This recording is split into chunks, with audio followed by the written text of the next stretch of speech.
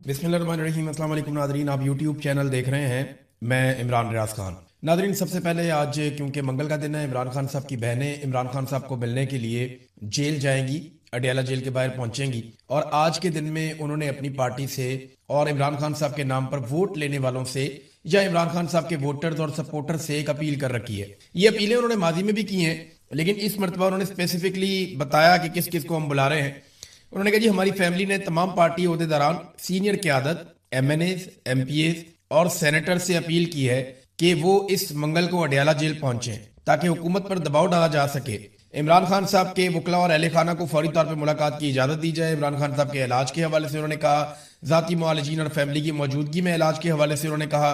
फिर उन्होंने कहा कि जस्टिस डोगर जो हैं, chief justice Islamabad high court, इस बात को यकीनी बनाएं कि इमरान खान और बुशरा बीबी की जमानत की दरखास्तों को फौरी समाअत के लिए मुकर्रर किया जाए ताकि उन्हें इस गैर कानूनी कैद से बिला ताखीर रिहा किया जाए।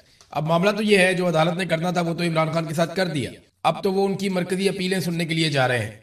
ऐसा लगता है कि ये निजाम इमरान खान को लंबे अरसे तक दोबारा कैद रखने के दर पे है और जो भी मिलिट्री एस्टेब्लिशमेंट लिख कर देगी, एक्चुअली फैसला तो वही होना। ये अदालतें तो अब ऐसा लगता है रबर स्टैंप है, जो इन्हें कहा जाएगा वैसा ही ये फैसला कर देंगे और इसकी गवाही तो अब अफसार आलम ने भी दे दी है। बाहर से कोई बंदा क्या बात करेगा। ये इमरान खान की बहनों ने अपील की है, क्या पाकिस्तान तहरीके इंसाफ आ जाएगी? ये बहुत अहम है। खैबर पख्तूनख्वा से पाकिस्तान तहरीके इंसाफ की गवर्नमेंट है, वहां से बहुत बड़ी तादाद में लोग आ सकते हैं अगर वो आना चाहें तो। सेनेटर्स इमरान खान साहब के हैं, MNAs हैं, MPAs हैं। ये सिर्फ अराकीन असेंबली को 300-350 बनते हैं और अगर इन सबके साथ 10-10, 12-12 लोग भी हैं तो ये 4-5 हजार आदमी हो जाता है। अगर ये वाकई में वहां पे आकर एक एक गाड़ी में खुद आ जाए और एक एक गाड़ी अपने साथ ले, एक एक कार को, तो ये 5,000 आदमी अडयाला के बाहर इकट्ठा करना कोई मसला ही नहीं है। ये तो अराकीन असेंबली कर सकते हैं, लेकिन नॉर्मली वो ऐसा करते नहीं है। खैबर पख्तूनख्वा में जो एहतजाज का ऐलान किया था अहमद खान न्याजी ने, मैंने आपसे कहा था कि ये कैंसिल कर दिया जाएगा और उसके बारे में असली इतलात आ रही है। इमरान खान की बहनों ने भी कहा कि खैबर पख्तूनख्वा में एहतजाज करने का क्या फायदा, और वैसे भी कोई फायदा नहीं है कि आप पेशावर में लॉन्ग मार्च करें, आप स्वाबी में लॉन्ग मार्च करें। भी लॉन्ग मार्च करना है तो फिर आपको इस्लामाबाद की तरफ करना पड़ेगा, या आपको पंजाब में करना पड़ेगा, आपको सिंध में करना पड़ेगा, आपको बलूचिस्तान में करना पड़ेगा, जहां पे आपकी हुकूमत नहीं है। खैबर पख्तूनख्वा में जहां पाकिस्तान तहरीके इंसाफ की हुकूमत है, वहां पे लॉन्ग मार्च करें या एहतजाज करें तो वो तो फिर तहरीके इंसाफ की हुकूमत के खिलाफ ही एहतजाज है, किसी और के खिलाफ तो एहतजाज नहीं है और उसका कोई फायदा भी नहीं है। साबिक वजीर आला गिलगित बल्तिस्तान जो है खालिद खुर्शीद, उन्होंने एक आइडिया दिया। उन्होंने कहा जी, हमें हार नहीं माननी चाहिए, हमें बार बार लॉन्ग मार्च करना चाहिए। अगर नाकाम हो जाए तो दोबारा तैयारी करके फिर लॉन्ग मार्च करना चाहिए, अगर फिर नाकाम हो जाए तो फिर तैयारी करके फिर 3 माह के बाद लॉन्ग मार्च करना चाहिए और ये सिलसिला जारी रखना चाहिए जब तक कि इमरान खान साहब को रिहाई नहीं मिल जाती। तो वो चिपके रहे सिस्टम को, जैसे इमरान खान साहब की बहनें चिपक गई हैं सिस्टम को और वो पीछे हटने के लिए तैयार नहीं है। बहरहाल आज बड़ा इम्तिहान है इमरान खान साहब की पार्टी का, इमरान खान साहब के साथियों का और इमरान खान साहब के नाम पर वोट लेने वाले सेनेटर्स, कौमी असम्बली के, सूबाई असम्बली के अराकीन का, सूबाई वुज़रा का, वजीर आला का, इन सब का, और इमरान खान साहब की पार्टी के जो ओहदेदार हैं जिन्हें बहुत सारे ओहदे मिले हुए हैं, इनकी तादाद भी हजारों में है। तो इन सबका भी आज इम्तिहान है। इमरान खान की फैमिली ने सिर्फ इमरान खान के लिए बुलाया, अपने लिए नहीं बुलाया। याद रखिएगा, इमरान खान की बहनों ने यह नहीं कहा कि हमारी जात के लिए आओ, उन्होंने ये भी नहीं कहा कि तुम हमारे मुकदमात के लिए आओ। उन्होंने कहा जी, अपने लीडर के लिए आओ जिसके साथ आप खड़े हैं, तो आओ आके अपने लीडर को छुड़वाने के लिए कोशिश करो। अब देखते हैं वो आ रहे नहीं आ रहे। शहबाज शरीफ साहब ने आज एक बहुत बड़ा मजाक कर दिया नाजरीन पाकिस्तानियों के साथ। ये इतना बड़ा मजाक है और इतना बड़ा लतीफा है कि आज की तारीख में मेरे ख्याल में इस साल का सबसे बड़ा लतीफा है। शहबाज शरीफ ने काबीना के अराकीन से उनकी 2 साल कारकर्दगी पर रिपोर्ट मांग ली। यानी जो वजीर हैं शहबाज शरीफ की कैबिनेट में, वो शहबाज शरीफ को ब्रीफिंग दें और बताएं जनाब के 2 साल में आपने क्या काम किया और क्या काम नहीं किया, यानी आपकी कारकर्दगी कैसी रही। वजह यह है कि अब कुछ नई वजारतें भी इन्होंने कायम कर दी हैं, वजीरों को नयों को लेकर आना है बीच में। लेकिन मेरा सवाल यह है कि तो बड़ी सख्त ज्यादती है बेचारे वज़रा के साथ। सिविलियंस के कंट्रोल में तो पाकिस्तान की कोई चीज है ही नहीं, तमाम चीजें तो पाकिस्तान की मिलिट्री एस्टेब्लिशमेंट कंट्रोल कर रही है। और ये बात वजीर आजम और उनकी काबीना बार बार कहते हैं कि फौज चीजें कंट्रोल कर रही है, हम तो साथ बिला वजह हैं। और ये हुकूमत बार बार कहती है, वजीर दिफा भी कहता है, ना इनके पास सिविलियंस के पास इख्तियार है और ना ही इनके पास मैंडेट है। एक हाइब्रिड निजाम, जिसको दोगला निजाम कहते हैं, वो पाकिस्तान में चल रहा है। आप वजीर दिफा से क्या पूछेंगे, उसकी हैसियत ही कोई नहीं, वो एक फैसला भी नहीं कर सकता। वो तो एक फौज के छोटे मोटे मामले के अंदर किसी कप्तान या किसी लेफ्टिनेंट, सेकंड लेफ्टिनेंट लेवल के ऊपर भी बेचारा कोई फैसला नहीं कर सकता। वजीर दिफा की तो औकात ही कोई नहीं है, उससे बेचारे से आप क्या हिसाब मांगेंगे जब इख्तियार ही नहीं है। फिर वजीर खजाना की कोई अहमियत नहीं है, क्योंकि मैशत तो सारी की सारी आसिम मुनीर साहब चला रहे हैं। SIFC बनाई है, हर जगह पे एक जर्नैल बिठाया, तो जिस तरीके से आसिम मुनीर साहब मईशत को कंट्रोल कर रहे हैं, जिस तरह उन्होंने बड़े बड़े दावे किए कि यहां से पाकिस्तान ऊंची उड़ान की तरफ जाएगा, तो ये आप इस तरीके से एक वजीर के खाते में डाल सकते हैं। वैसे भी आप उससे पूछ नहीं सकते, वजीर खजाना फौज का अपना आदमी है, वो आपकी काबीना का बंदा नहीं है ना, आप उसको पहले जानते थे। फिर वजीर दाखिला से आप सवाल कर नहीं सकते, वो तो जनाब आपको 2 मिनट में सीधा कर देता है। वजीर दाखिला मोहसिन नकवी, आपको पता है उनकी ताल्लुकदारी है फील्ड मार्शल आसिम मुनीर के साथ, इस बुनियाद के ऊपर वो खुद भी एक डिक्टेटर बने हुए हैं, तो उनसे तो आप सवाल कर नहीं सकते। तो राणा सनाउल्लाह साहब खुद भी कह चुके हैं कि बड़ी मेहरबानी मोहसिन नकवी साहब की कि उन्होंने वजीर आजम बनना पसंद नहीं किया। फिर खारजा पॉलिसी में आप ईसानदार से क्या पूछेंगे बेचारे से, ना कोई लेना ना कोई देना खारजा पॉलिसी से। सारी खारजा पॉलिसी तो आसिम मुनीर साहब चला रहे हैं, सारे दौरे वो करते हैं, हर जगह मुलाकातें वो करते हैं। ये तो खानापुरी के लिए वजीर खारजा रखा हुआ है, ये बेचारा क्या जवाब देगा वजारत खारजा के हवाले से। तो वजारत इतलात जो है वो सारा का सारा ISPR कंट्रोल कर रहा है, पाकिस्तान की मीडिया को पाकिस्तान की इंटेलिजेंस एजेंसियां कंट्रोल कर रही हैं। ये तो एक इश्तेहार देने वाला डिपार्टमेंट है। वजारत इतलात से आप क्या पूछेंगे? तो ये बेचारे वज़रा के साथ ज्यादती है कि उन्हें इख्तियार देते कोई नहीं, बाद में उनसे पूछते हैं कि आपने क्या किया, आओ 2 साल हो गए बैठकर हिसाब दो। पाकिस्तान का तजारती खसारा मजीद बढ़ गया है, ये मेरे सामने खबर मौजूद है, BBC के ऊपर ये खबर छपी है। यानी हालात यहां तक पहुंच गए हैं कि अब ये कैबिनेट को कह रहे हैं कि हिसाब किताब दो, पहले आप कौम को तो हिसाब दें कि आपने क्या किया। शहबाज शरीफ साहब से गंदा निजाम हुकूमत हमने आज तक पाकिस्तान में किसी डिक्टेटर को भी चलाते हुए नहीं देखा। इतना कमजोर हुक्मरान जिसके पास किसी चीज की कोई कमांड नहीं है, और ऐसा हुक्मरान जो सिर्फ सलूट करने के लिए, तारीफें करने के लिए, जूते पॉलिश करने के लिए, इससे पहले हमने नहीं देखा। वफाकी इदारा शुमारियात की जानिब से जारी किए गए आदादोशुमार के मुताबिक अप्रैल 2026 में मुल्क का तजारती खसारा 4.07 अरब डॉलर तक पहुंच गया, जो गुज़िश्ता साल के इसी महीने के मुकाबले में लगभग 19% से ज्यादा है। ये मैं कोई इमरान खान के दौर से मुवाजना नहीं कर रहा खसारे का, मैं इन्हीं के दौर से मुवाजना कर रहा हूं खसारे का, और ये अपने ही दौर के रिकॉर्ड तोड़ते चले जा रहे हैं, तोड़ते चले जा रहे हैं। यानी महाना बुनियाद पर खसारे में 43.5% इजाफा रिकॉर्ड किया गया, जो बैरूनी शोबे पर बढ़ते हुए दबाव की अक्कासी करता है। पाकिस्तान में बरामदात में वो इन्होंने बेड़ा गर्क किया, पाकिस्तान की सारी इंडस्ट्री इन्होंने तबाह कर दी। जो बड़े बड़े सरमायाकार हैं वो पाकिस्तान से भाग गए, जो रह गए हैं वो भागने की तैयारी कर रहे हैं, और इन्हें कोई होश नहीं आ रहा कि ये पाकिस्तान के साथ किस किस्म का मजाक कर रहे हैं। अब आ जाए नाजरीन जरा कुछ इंटरनेशनल खबरों की तरफ।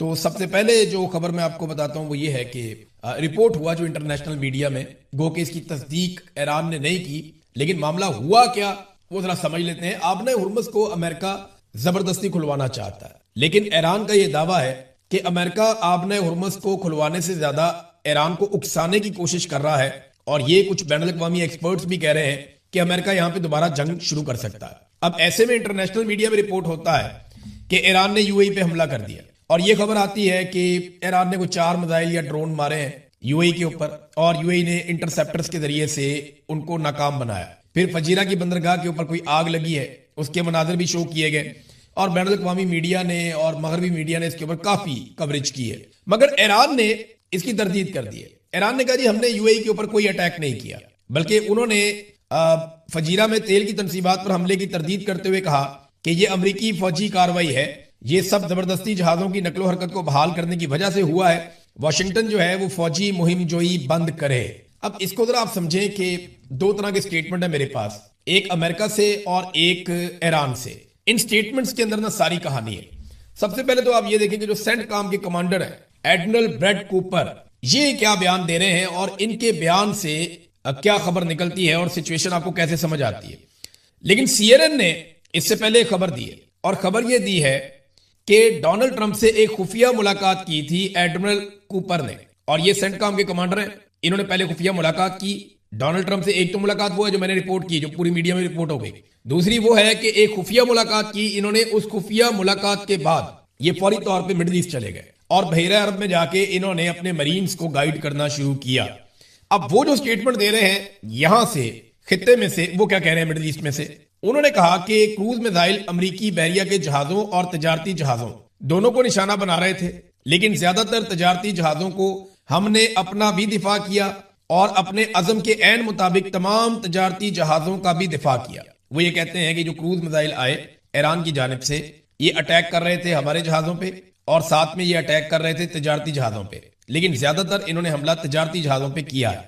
लेकिन हमने अपने आप को भी बचाया और तजारती जहाजों को भी बचाया है। तजारती जहाजों पर ड्रोन हमले किए गए और हमने अपने अज़म के मुताबिक इन सब का दिफा किया। और फिर वो छोटी कश्तियां सब तिजारती जहाजों के खिलाफ जा रही थी, जिन्हें अपाची और सी हॉक हेलीकॉप्टर ने तबाह कर दिया। यानी ईरान की वो कश्तियां जो इन तिजारती जहाजों पर अटैक कर रही थी या उनकी तरफ जा रही थी, उन्हें कुछ अपाची हेलीकॉप्टर हैं अमेरिका के, और उसके अलावा वो कह रहे हैं जी कि कुछ और हेलीकॉप्टर्स हैं, सी हॉक हेलीकॉप्टर्स, उन्होंने तबाह कर दिया। ये अब सेंटकॉम के कमांडर का स्टेटमेंट है। इसके ऊपर जो ईरान का स्टेटमेंट है वो क्या है? गुज़िश्ता चंद घंटों में आबनाए हुर्मुज़ से एक भी जहाज नहीं गुजरा। खिलाफ वर्जी करने वालों को फैसलाकुन तौर पर रोक दिया जाएगा। और ईरानी फौजी नेवी के कमांडर ने यह बयान दिया कि गुज़िश्ता चंद घंटों में आबनाए हुर्मुज़ से कोई भी तिजारती जहाज या टैंकर नहीं गुजरा है। अमरीकी हुकाम के बयानात बेबुनियाद और सरासर झूठ है। कोई भी दीगर समुद्री कार्रवाई जो IRGC नेवी के ऐलान करदा उसूलों के मुनाफी होगी, उसे संगीन खतरात का सामना करना पड़ेगा और खिलाफ वर्जी करने वाले जहाजों को फैसलाकुन तौर पर रोक दिया जाएगा। यहां पे एक और चीज रिपोर्ट हुई है, और चीज ये रिपोर्ट हुई कि जनूबी कोरिया का एक बहरी जहाज निशाना बन गया, और उसके निशाना बनने के बाद डोनाल्ड ट्रंप ने एक ट्वीट किया। क्योंकि देखें ना, अमेरिका ने कहा था कि हम यहां से आपको महफूज रास्ता देंगे और निकालेंगे। ईरान ने कहा था अमेरिका की बातों में कोई ना आए, हम मारेंगे। अब अमेरिकन सेंटकॉम के कमांडर कहते हैं जी हमने निकाल लिया बहुत सारे लोगों को। जब उनसे पूछा गया कि कितने लोगों को निकाल लिया, तो इस पर उन्होंने कहा कि तादाद मैं नहीं बता सकता। यानी उनके पास बताने के लिए मुकम्मल इंफॉर्मेशन नहीं है, या वो इंफॉर्मेशन देना नहीं चाहते।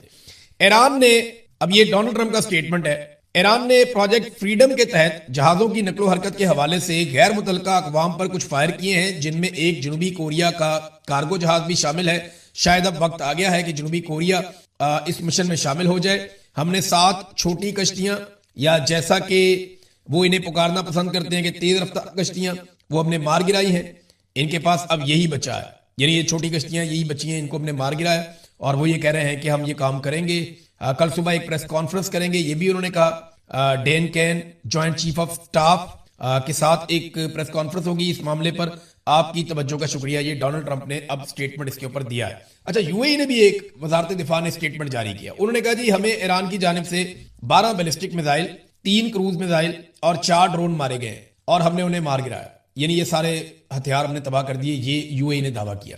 जबकि ईरान ने जो वीडियो जारी की है उसमें जो शॉट्स फायर किए जा रहे हैं, या रॉकेट या मिसाइल फायर किए जा रहे हैं, उसके बारे में ईरान ने दावा किया कि ये वार्निंग शॉट्स हैं। ये हमने इसलिए नहीं चलाया कि हम किसी को मारना चाहते थे, हमने ये वार्निंग दी है। और यहां पे ये भी कहा जा रहा है ईरान की जानिब से कि एक फॉल्स फ्लैग ऑपरेशन हो रहा है। जो तजारती जहाज यहां से गुजरना चाहते हैं उन्हें ईरान की जगह पे दूसरे ममालिक भी, अमेरिका या इसराइल के ऊपर वो इल्जाम लगाते हैं कि वो भी तबाह कर रहे हैं, और वो ईरान के खिलाफ एक लड़ाई का जवाब घड़ रहे हैं कि कुछ भी करके मौका मिले और ईरान के खिलाफ एक बड़ी लड़ाई शुरू हो सके। प्रोजेक्ट फ्रीडम को अब्बास अरागची, जो कि वजीर खारजा हैं ईरान के, उन्होंने प्रोजेक्ट डेडलॉक करार दिया। उन्होंने कहा पाकिस्तान कोशिश कर रहा है, मुज़ाकरात में पेशरफ्त हो रही है, सब्र का मुजाहरा करना चाहिए। अमेरिका और यूएई को बदख्वाहों से मोहतात रहना चाहिए। यानी यहाँ पे खित्ते के अंदर सूरत खराब करवाई जा रही है, आप मोहतात रहें।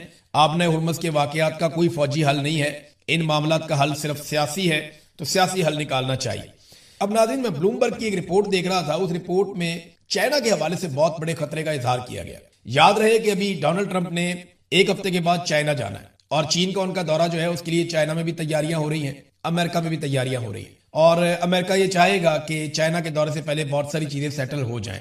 ब्लूमबर्ग की रिपोर्ट के मुताबिक चीन का रवैया माजी की निस्बत बहुत तब्दील हो चुका है, और अमेरिका के लिए एक बहुत बड़ा नया चैलेंज बन गया है। पहले चीन गैर सरकारी तौर पे या सालिसों के जरिए से अमेरिका को रिक्वेस्ट करता था कि आपने फला फला पे पाबंदियां लगवाई हुई हैं, हमें काम करने दें, कारोबार करने दें, हमें उनके साथ चलने दें, तो वो रिक्वेस्ट करके तरीके से आता था चाइना। लेकिन अब वो अमेरिकन पाबंदियों की खुलकर मुखालफत कर रहा है। यानी वो रूस के साथ और ईरान के साथ मामलात में अमरीकी पाबंदियों को चैलेंज कर रहा है। वो एक तरफा अमरीकी पाबंदियों को अब तस्लीम नहीं करता, और जो कुछ चीन कर रहा है इससे अमेरिका की डॉलर की बालादस्ती खत्म करने की तरफ वो बढ़ रहा है। चाइनीज बैंकों के ऊपर पाबंदी लगाना अमेरिका के लिए बहुत मुश्किल है, और उसकी एक वजह उन्होंने ये बताई कि पूरी दुनिया, खासतौर पे जो आलमी सप्लाई चेन है, वो बहुत बुरी तरह मुतासिर हो जाएगी अगर इस वक्त अमेरिका ने चाइनीज बैंकों के ऊपर पाबंदी लगाई। तो यहां से अमेरिका अगर पीछे हट जाता है अगर इस पोजीशन से, तो फिर अमेरिका का जो पाबंदियों वाला हथियार है वो हमेशा के लिए कमजोर हो जाएगा। बहरहाल नाज़रीन, डोनाल्ड ट्रंप साहब के लिए टाइम कोई अच्छा नहीं चल रहा, और वो इंतजार कर रहे हैं कि कुछ ऐसा हो जाए जिससे उनको फेस सेविंग मिल जाए।